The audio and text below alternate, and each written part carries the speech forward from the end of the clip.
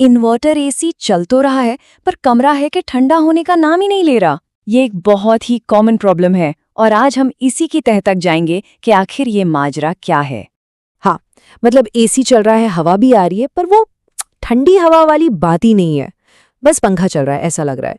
जानते हैं इसकी एक बहुत बड़ी वजह क्या हो सकती है? हो सकता है आपका एसी उतनी पावर, उतनी बिजली खींच ही नहीं रहा हो जितनी उसे चाहिए, और इसी पावर को हम टेक्निकली एम्पेयर कहते हैं। तो सवाल उठता है, ये एम्पियर आखिर है क्या भला? देखिए, इसे ना एसी का फ्यूल समझिए।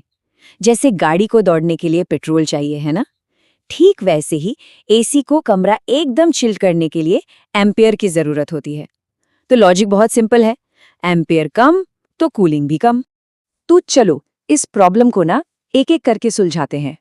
सबसे पहले देखेंगे कि ये लो एम्पियर की दिक्कत है क्या, फिर कुछ आसान से जुगाड़ जो घर पे कर सकते हैं, उसके बाद कुछ जरूरी सिस्टम चेक्स, और आखिर में सबसे जरूरी बात, कब आपको फोन उठाकर टेक्नीशियन को बुला लेना चाहिए। तो सबसे पहले बात करते हैं इसी लो एम्पेयर की प्रॉब्लम की। सीधी सी बात है, ये एक बड़ा इशारा है कि आपका एसी अपनी पूरी ताकत से, पूरी जान लगाकर काम नहीं कर रहा है। चलो अब देखते हैं कुछ आसान से फिक्स। ये वो तरीके हैं जिनके लिए किसी टूल बॉक्स की जरूरत नहीं है और कोई भी इन्हें आराम से ट्राई कर सकता है, कोई रिस्क नहीं।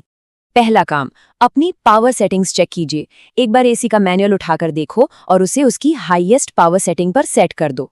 दूसरा, एसी पर थोड़ा लोड बढ़ाओ, मतलब उसे थोड़ी ज्यादा मेहनत करने पर मजबूर करो। ऐसा करने से क्या होगा, सिस्टम को एक सिग्नल जाएगा कि भाई अब ज्यादा पावर खींचने का टाइम आ गया है। ठीक है, अगर उससे बात नहीं बनी तो अब थोड़ा अगले लेवल पे चलते हैं। यहाँ हम मेंटेनेंस और पावर सप्लाई जैसी जरूरी चीजें चेक करेंगे। पता है, कभी कभी प्रॉब्लम बहुत ही छोटी होती है, बस थोड़ी सी मेंटेनेंस की कमी। बेस्ट परफॉर्मेंस के लिए ये बहुत जरूरी है कि फिल्टर रेगुलरली साफ हो, कॉइल्स पर कोई धूल मिट्टी न जमी हो, और हाँ, रेफ्रिजरेंट का लेवल भी एकदम सही हो। एक और बहुत जरूरी बात, हो सकता है कि गड़बड़ एसी में हो ही ना, बल्कि वहां हो जहां से उसे बिजली मिल रही है, यानी पावर सोर्स में। इस पर अक्सर लोगों का ध्यान जाता ही नहीं है। देखिए, यहाँ सारा खेल वोल्टेज का है। अगर एसी को प्रॉपर सही वोल्टेज मिल रहा है तो वो मजे से अपना जरूरी एम्पेयर खींचेगा और बढ़िया कूलिंग देगा। पर अगर घर में वोल्टेज ही डाउन है तो बेचारा एसी चाहे कितनी भी कोशिश कर ले, वो पूरी पावर खींच ही नहीं पाएगा, और नतीजा वही, खराब कूलिंग। तो अगर घर में वोल्टेज कम होने की प्रॉब्लम है तो इसका एक सॉलिड सोल्यूशन है, एक वोल्टेज स्टेबलाइजर। ये पावर सप्लाई के उतार चढ़ाव को संभाल लेता है और एसी को सही खुराक देता है। ठीक है, अब हम उस पॉइंट पर आ गए हैं जहां DIY यानी खुद से करने की लिमिट खत्म हो जाती है।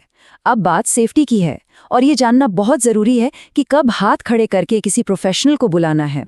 एक और तरीका है एम्पियर बढ़ाने का, जो थोड़ा एडवांस्ड है। लेकिन सुनिए, ये काम सिर्फ और सिर्फ एक प्रोफेशनल का है, और वो है इन्वर्टर की फ्रीक्वेंसी को एडजस्ट करना। अब ये फ्रीक्वेंसी एडजस्टमेंट क्या है? इसका मतलब है कि टेक्नीशियन इन्वर्टर के काम करने की स्पीड को बदलता है। इससे एम्पेयर पर सीधा असर पड़ता है। लेकिन ये बहुत ही बारीक काम है। इसके लिए खास नॉलेज और स्पेशल टूल्स लगते हैं जो हमारे आपके पास नहीं होते हैं। और इसीलिए एक बात गांठ बांध लीजिए, ये एक्सपर्ट्स की गोल्डन एडवाइस है। अपने इन्वर्टर एसी को किसी भी बड़े नुकसान से बचाना है तो कोई भी सेटिंग खुद से बदलने से पहले एक क्वालिफाइड टेक्नीशियन से बात जरूर कर लें। तो फिर इस पूरी बातचीत का सबसे जरूरी निचोड़ क्या है, क्या याद रखना है?